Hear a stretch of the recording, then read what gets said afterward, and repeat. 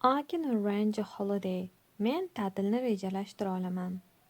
Arrange something. Biron narsani avvaldan tashkillashtirish yoki rejalash. Go abroad. Xorijga yoki boshqa mamlakatga borish. On holiday. Ta'tilda. Book. Buyurtma qilish yoki oldindan sotib olish. Flight. Bu parvoz.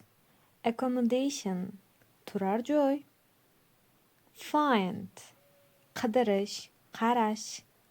Passport. Pasport. Visa. Bu viza.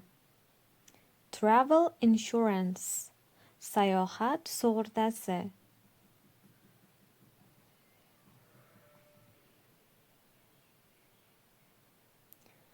Ya'ni siz sayohatga sizni jo'natib turgan kompaniyaga oldindan sug'urta to'laysiz va agar siz narsalaringiz yo'qolsa, siz ta'tilda bo'lsangiz, ular buni qoplab berishadi.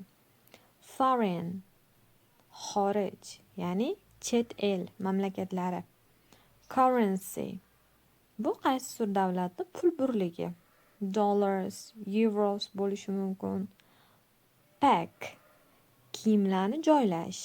Suitcase, bu chemadan. Hire, biron narsani ijaraga olib turish. Demak, sayohatga chiqib turganimizda bizga quyidagi fe'llar kerak bo'ladi. Book the flight. Parvozni rejalashtirish, ya'ni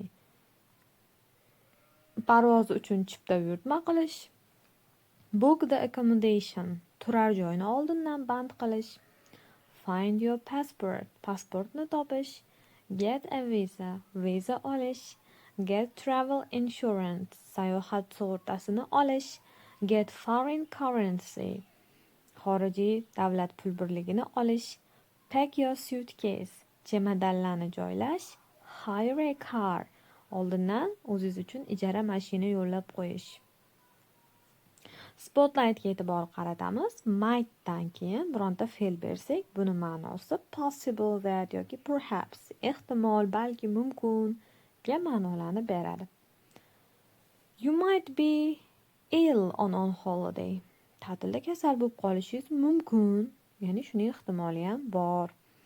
He might forget his passport. U o'zining pasportini unutib qo'yishi mumkin. It might be cold in March. Mart oyida havo sovuq bo'lishi mumkin. Demak, taxminlarimizni ifodalashda ishlatilyapti. Hamma shaxslar uchun bir xil formada keladi.